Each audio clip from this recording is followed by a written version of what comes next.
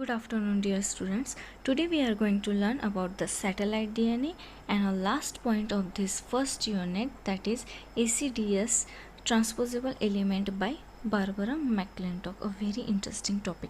So let's get started with the satellite DNA. So you know the DNA is a polymers of polynucleotide sequences. You know the chemical composition of a DNA. So this DNA is found in living organism which may be double helical और it may be a circular form. So अगर हम एक linear DNA को देखते हैं तो it contains the coding regions and non-coding regions. So coding regions कौन से हैं? जो exons होते हैं, जो रेप्लिकेशन होगा, उसका ट्रांसलेशन होगा इनटू mRNA और उससे जो बनेंगे प्रोटीन्स बनेंगे.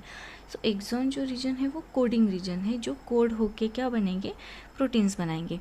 और नॉन कोडिंग रीजन्स ऐसे होते हैं जो रेप्लिकेट नहीं हो सकते, ट्रांसलेट नहीं होते हैं.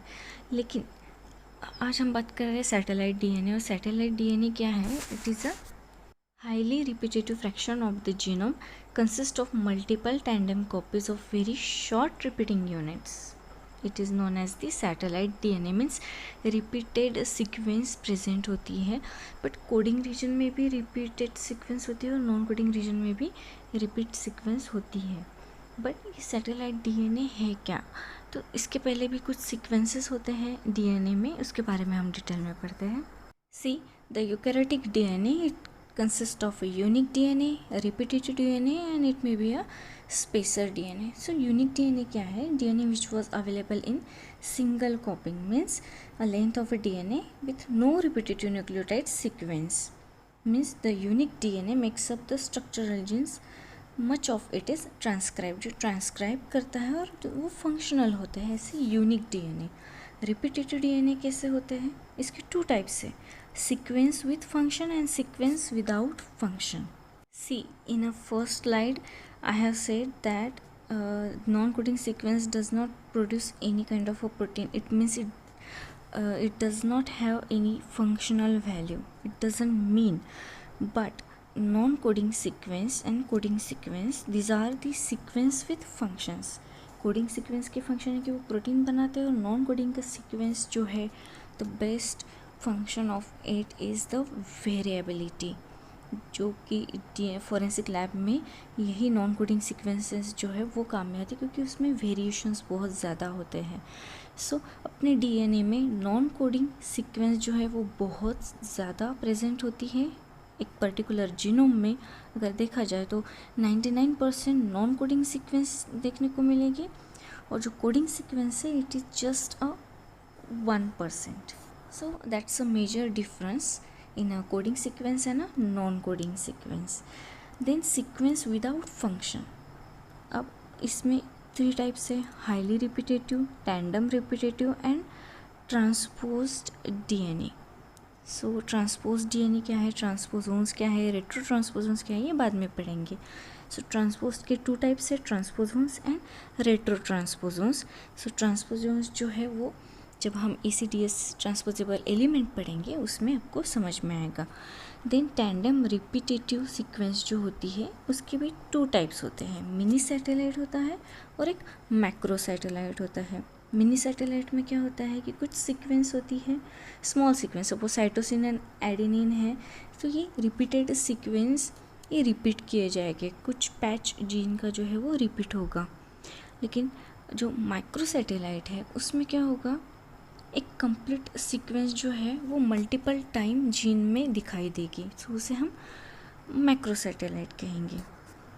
Then here if you see the coding sequence, it is having 2 types, dispersed gene family and tandem gene family. so ये सब चीज़ें आपको ध्यान में रखनी है. you just consider it as a library. so कुछ बुक्स है, सपोज बॉटनी के बुक्स है, तो उसे हम सीक्वेंस विथ फंक्शन के इसमें हिसाब से रखेंगे. अगर हम मैथ्स की बुक्स अगर देखेंगे तो सीक्वेंस विदाउट फंक्शंस, मीन्स अभी हमें बॉटनी की पढ़ाई करनी है तो सीक्वेंस विदाउट फंक्शन इसका काम नहीं है. अगर बॉटनी के बुक्स पढ़ रहे हैं तो उसमें के कुछ जो बुक्स है, जो सिलेबस है, जिसका पेपर है वो हम पढ़ेंगे, तो वो कौन सी ग्रुप में आएंगे कोडिंग सीक्वेंस में, और जिसका काम हमें नहीं है बुक्स का वो नॉन कोडिंग सीक्वेंस में आएंगे। अब कोडिंग सीक्वेंस में भी मीन्स जो बुक्स हमें एग्ज़ाम के लिए चाहिए, जो हमें पढ़ने हैं, लेकिन वो लाइब्रेरी में डिस्पर्स्ड रखे हैं, कुछ एक रैक में है, कोई सेकेंड रैक में है, लेकिन कुछ बुक्स जो है बॉटनी के वो टैंडेम जीन फैमिली में हम उसे कंसिडर करेंगे कि एक ही जगह पे सारी की सारी बुक्स आपको दिखाई देगी। सो इस तरह से आप पढ़ाई करोगे तो ये सब चीज़ें आपको अच्छे से ध्यान में रहेगी। सो बेसिकली जो सैटेलाइट डीएनए है it consist of a repetitive DNA. तो रिपीटेटिव डीएनए यहाँ पे हमने देखा कि वो it is having two types, sequence with function and sequence without function. Then इसमें कोडिंग सीक्वेंस है, नॉन कोडिंग सीक्वेंस है।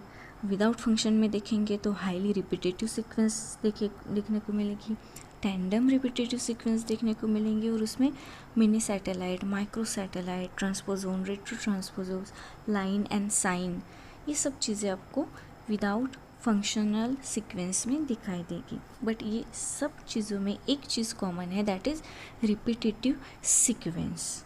सो अब बात करते हैं सैटेलाइट डीएनए के बारे में। So satellite DNA, the eukaryotic DNA found to consist of mainly 3 parts, namely single copy functional gene, repetitive DNA and a spacer, or it is known as the selfish DNA. So sequences that are present in more than one copy in each genome are described as repetitive DNA. So eukaryotic satellite DNA जो है ये 3 parts का बना होता है, single copy functional gene, repetitive DNA होता है, और स्पेसर और सेल्फिश डीएनए। स्पेसर डीएनए क्या होता है?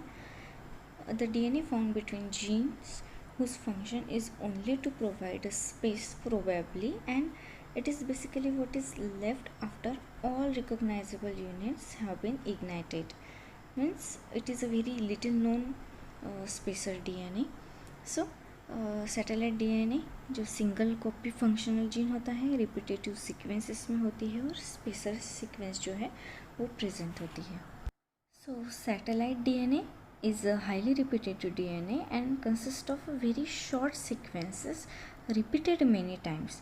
सो अगर मैमल की बात करें तो सैटेलाइट डीएनए जो है वो 10% से कम होता है, लेकिन अगर हम इंसेक्ट की बात करें तो 50% तक जो है वो अपना डीएनए जो है, सैटेलाइट डीएनए जो है वो प्रेजेंट होता है इन इंसेक्ट। तो इंसेक्ट कैसे? ड्रोसोफिला इसका एग्जाम्पल है। So as in the satellite DNA short sequences are very much repeating. So जो शॉर्ट सीक्वेंसेस है जो रिपीट हो रहे हैं, ये इसके बेसिस पे जो है जो सैटेलाइट डीएनए है it has a distinct beyond density. So a fraction of this sort is called as the satellite DNA. And the main thing you should know and you should remember that satellite DNA is synonymous with simple sequence DNA, means this DNA is not transcribed or translated. तो satellite DNA जो होता है वो इसका translation नहीं होता, उससे mRNA नहीं बनता और उससे प्रोटीन्स नहीं बनता, जैसे कि हमने बात की थी नॉन कोडिंग सीक्वेंस के। तो सैटेलाइट डीएनए अगर है तो इट मीन्स वो ट्रांसक्राइब नहीं करेगा। अब ये कंसेप्ट के बारे में डिटेल में पढ़ते हैं, what is beyond density. So the beyond density usually determined by centrifuging DNA through a density gradient CSCl, that is cesium chloride. अगर हमने कोई पर्टिकुलर जीनोम लिया, उसे हमने we put it in a CSCl, that is cesium chloride, और उसका फिर centrifugation किया। सेंट्रीफ्यूगेशन करने के बाद में कुछ बैंड्स हमें जो है वो एट पर्टिकुलर पोजीशन जो है वो देखने को मिलेंगे।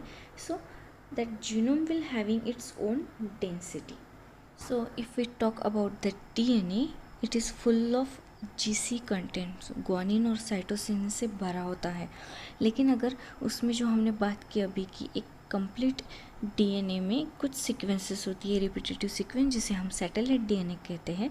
तो सैटेलाइट डीएनए की अगर हम सीक्वेंस देखेंगे तो उसमें there is a high frequency of adenine and thymine 80 reach sequence present होती है इसमें सैटेलाइट डीएनए में। सो अगर हमने इसका सेंट्रीफ्यूगेशन किया सो इसमें हमें दिखाई देगा कि जो बैंड्स है वो अपनी अपनी डेंसिटी के हिसाब से आएंगे। सो JC इसमें ट्रिपल बॉन्ड होता है, उसकी हाई डेंसिटी होती है, और AT जो है उसमें डबल बॉन्ड होता है हाइड्रोजन का, so it is having a lower density. So अगर हम इस डायग्राम में देखेंगे तो this is the main satellite. If we plot a graph of optical absorbance against beyond density, we will see this is the main satellite band.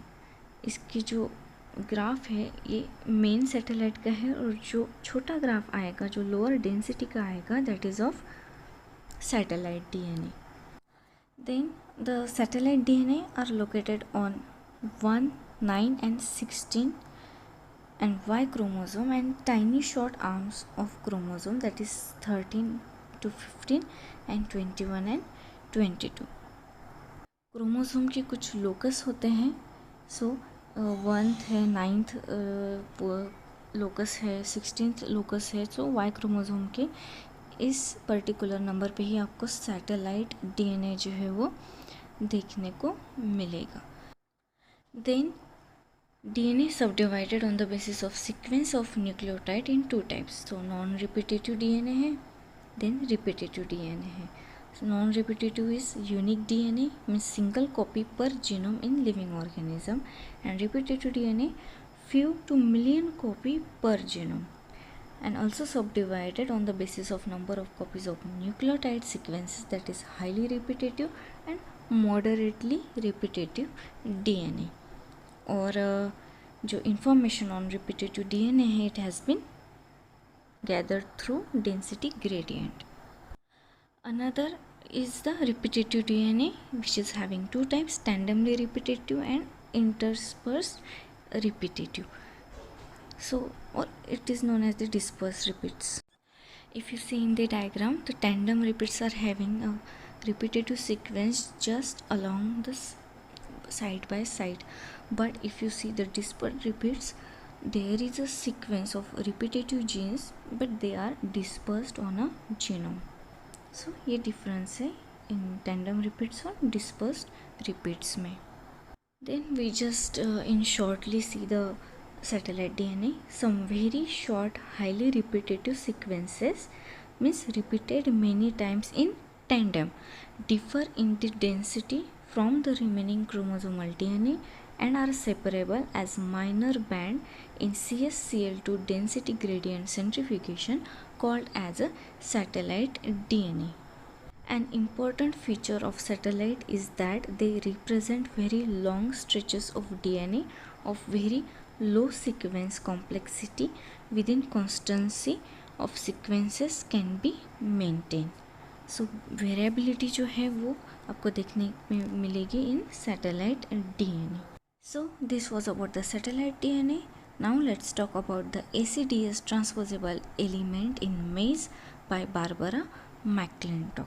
So the transposons are section of the genome that undergo transposition within the genome.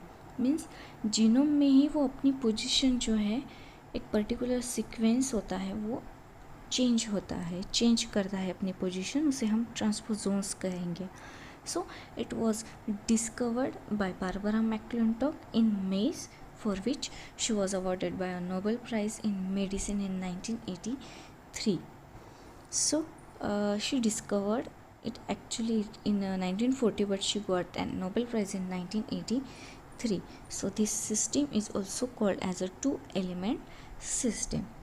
They are known as transposable element, mobile sequence, movable sequence, insertion elements, jumping elements, or selfish DNA. So a very first element which was discovered by her, it was the dissociation element, and second element is the activator element.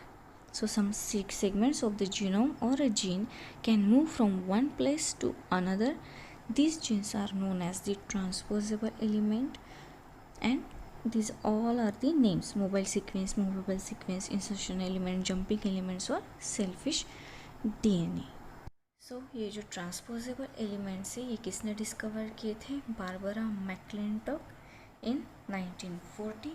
उनको Nobel prize कब मिला? इन 1983। और इसे ये बाकी के सारे names दिए गए हैं।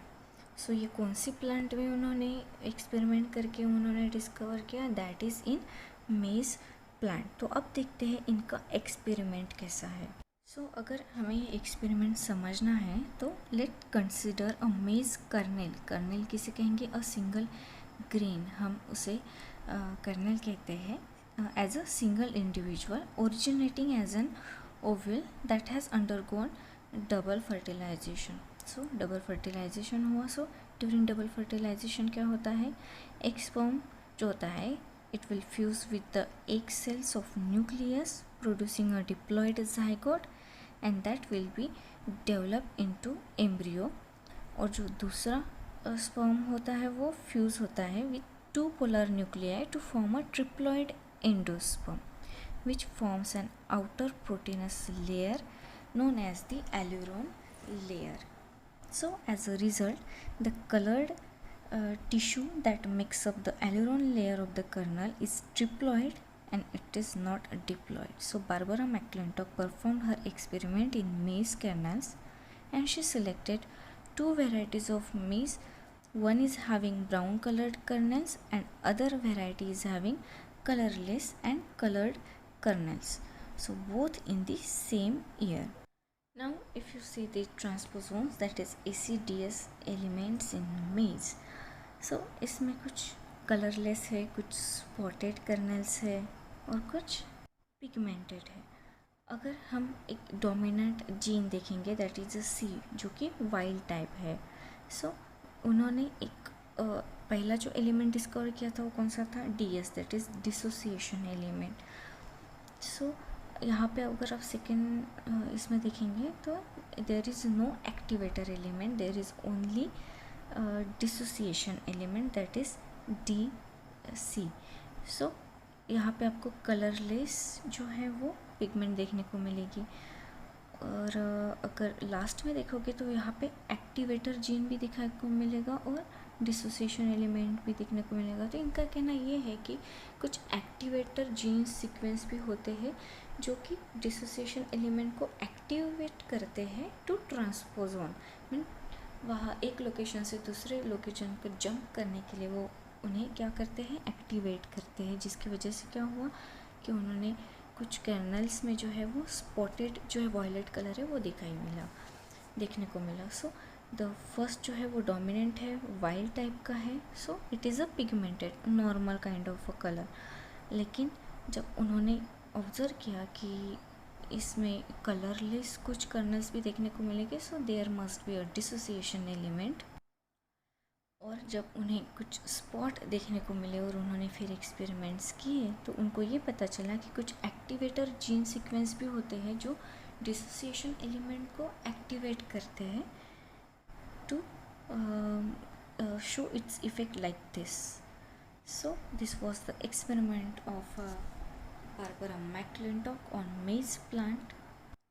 Then McClintock discovered the unstable mutations emergent puzzled over was actually a 4-gene system। So ये जो genes थे उनके basis पे उन्होंने experiment किया। So capital C, it is dominant, so it shows the colorless phenotype। Then small c, which is recessive, it shows the color development। Then capital B and small z, which is dominant, shows purple phenotype। And small b small z, that is recessive, which shows the dark brown phenotype। Then this DS, that is dissociation element, it shows the chromosomal breakage। So जिसके वजह से क्या हुआ कि phenotype में कुछ changes आ गए, क्योंकि जो genes थे, जो gene sequence थे, उन्होंने क्या हुआ अपनी जो पोजीशन है वो चेंज की। So these are the transposable elements.